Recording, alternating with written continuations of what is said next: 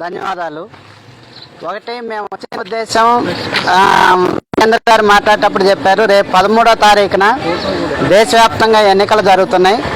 ఈ ఎన్నికల్లో మన పార్లమెంటు నియోజకవర్గానికి సిపిఎం పార్టీ అభ్యర్థిగా ఎండి జహంగీర్ గారు పోటీ చేస్తున్నారు. ఆయన గుర్తు సుత్తి కొడల నక్షత్రం.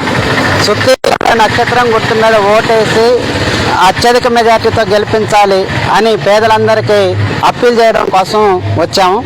మనకు తెలుసు, ఈ రాష్ట్రంలో కానీ దేశంలో కానీ పేదల పక్షాన, రైతాంగం పక్షాన, కూలీల పక్షాన కొట్లాడేటటువంటిది ఎర్రజెండా పార్టీ. అలాంటి ఎర్రజెండా పార్టీకి ఎంపీగా జహంగీర్ గారు చేస్తున్నారు. ఈ ఎన్నికల్లో కనుక ఈయన గెలిపిస్తే పేదల హక్కుల కోసం పార్లమెంట్లో అడగడానికి అవకాశం ఉంటుంది.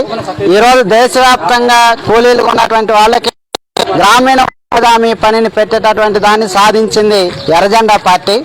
ఎర్రజెండా పార్టీ ఆ రోజు అధికారంలో ఉన్నటువంటి కాంగ్రెస్ పార్టీకి మద్దతు ఇవ్వడం వల్ల ఆ రోజు ఉన్నటువంటి సోనియా గాంధీ, ఆ రోజు ఉన్నటువంటి మన్మోహన్ సింగ్ ప్రభుత్వం ఆధ్వర్యంలో ఉపాధి హామీ పథకాన్ని తీసుకొచ్చారు. ఈ పథకాన్ని తీసుకురావడం వల్లే 100 రోజుల పని గ్రామాల్లో ఈరోజు జరుగుతుంది. ఈ 100 రోజుల పని పోయేటటువంటి వాళ్ళకు కూడా మోడీ అధికారంలోకి వచ్చినటువంటి 10 ఏళ్ల కాలంలో మొత్తం ఉపాధి హామీ పనిని ఎత్తేయాలనేటటువంటి ఆలోచన చేస్తున్నారు. గతంలో మనం పనికి పోతే మనం ఊళ్ళోనే కూలి తీసుకునేటటువంటి పద్ధతి ఉంది. కానీ ఈ సంవత్సరం, పోయిన సంవత్సరం నుంచి గవర్నమెంట్ ఏం చేసింది, మనం ఉపాధి పని చేసేటటువంటి వాళ్ళు అందరూ బ్యాంక్ అకౌంట్ ఓపెన్ చేస్తేనే, బ్యాంక్ అకౌంట్లో మీ Aadhaar card, job card number link చేస్తేనే మీకు పైసలు వస్తాయి, లేకపోతే రావని ఆపేసినటువంటి పద్ధతి ఉంది. కాబట్టి బ్యాంక్ అకౌంట్ లేనటువంటి వాళ్ళకి పని చేసినా కానీ పైసలు రాకుండా ఆగిపోయింది. అట్లా చాలా చోట్ల ఇప్పుడు పని చేసే దగ్గర ఖచ్చితంగా 2 సార్లు ఫోటోలు దిగాలంటున్నారు. ఉదయం పూట ఫోటో దిగాలి, సాయంత్రం పూట ఫోటో దిగాలి.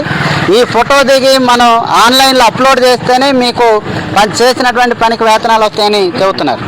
అంటే ఫోటో దిగినప్పుడు కనుక ఆన్లైన్లో మన ఫోటో అప్లోడ్ కాకపోతే సాఫ్ట్వేర్ ఏమైనా దెబ్బ తగిలి కానీ, లేకపోతే నెట్ సరిగా పనిచేయకపోవడం కానీ, మనం పనిచేసిన దగ్గరికి ఫీల్డ్ అసిస్టెంట్ కానీ, టెక్నికల్ అసిస్టెంట్ కానీ టైం ప్రకారం రాకపోయినా కానీ, మనం పనిచేసినా కానీ పైసలు వచ్చేటటువంటి పద్ధతి లేకుండా పోయింది. అంటే దీన్ని బట్టి గ్రామీణోపాధి హామీ పనిని పేదవాళ్ళకి పెట్టడానికి ఢిల్లీలో ఉన్నటువంటి మోడీ ప్రభుత్వానికి ఇష్టం లేదనేది మనకి అర్థమవుతుంది.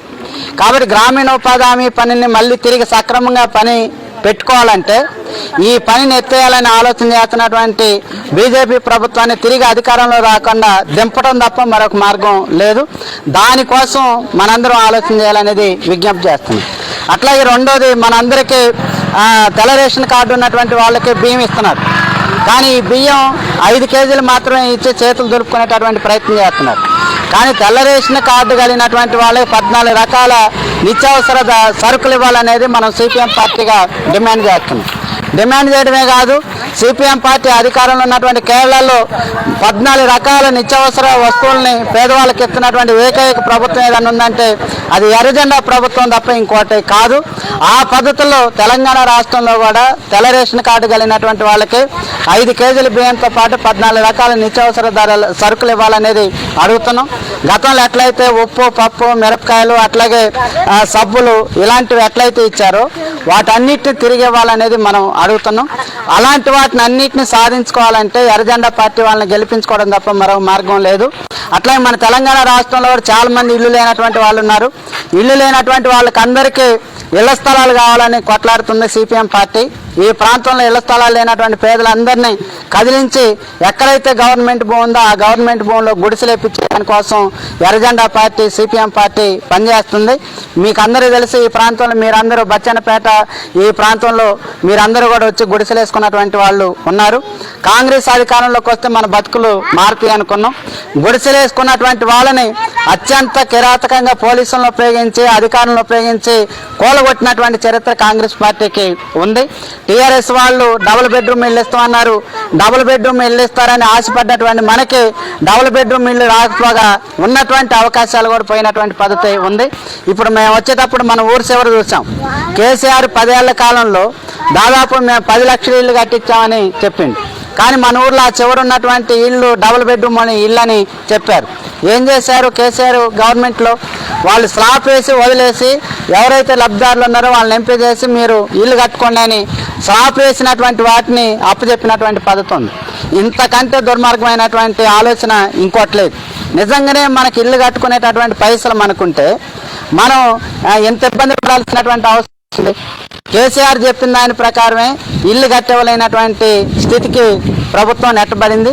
కానీ వాళ్ళు మాత్రం పెద్ద ఎత్తున జీతాలు పెంచుకున్నారు. తెలంగాణ వచ్చిన తర్వాత ఎమ్మెల్యేల జీతాలు 3.5 లక్షలకే పెంచుకున్నారు.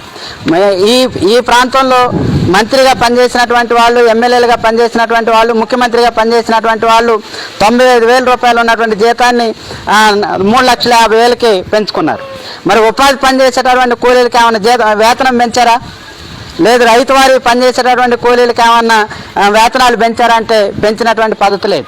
అట్లా రైతులు పండించినటువంటి పంటలకి ఏమైనా గిట్టుబాటు ధరలు కల్పించారంటే అది ఇవ్వలేదు. ఈరోజు మనం మొత్తం ఒడ్లు పండించి కుప్పలు పోసినటువంటి పద్ధతి ఉంది. ఇప్పటి వరకు కూడా గవర్నమెంట్ వైపు నుంచి రైతులు పండించినటువంటి పంటలను కొనడానికి ఒక్క అధికారి కూడా ముందుకి రానటువంటి పద్ధతి ఉంది.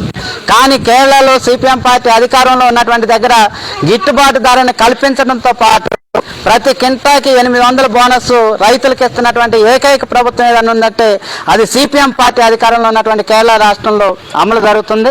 వ్యవసాయ కూలీలు ఉన్నటువంటి వాళ్ళకి పెరుగుతున్నటువంటి ధరలకు అనుగుణంగా రోజు కూలీ రోజు దేశంలో 700 రూపాయలు ఇస్తున్నటువంటి రాష్ట్రం ఏదైనా ఉందంటే కేరళలో ఉన్నటువంటి సిపిఎం పార్టీ అధికారంలో ఉన్నటువంటి దగ్గర అమలు చేస్తున్నారు.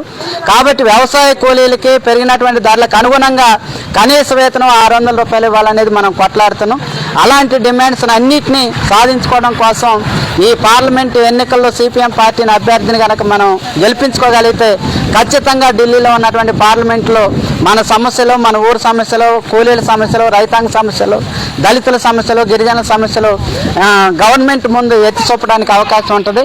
అలాంటి అవకాశాన్ని మీరందరూ మీ ఓట్లేసి ఇవ్వాలనేది విజ్ఞప్తి చేయడం కోసం వచ్చాం. అలాంటి దానికోసం విజ్ఞప్తి చేయడానికి వచ్చిన మాకు మీరు అవకాశం ఇచ్చినందుకు ప్రత్యేకమైన ధన్యవాదాలు తెలియజేస్తూ సెలవు.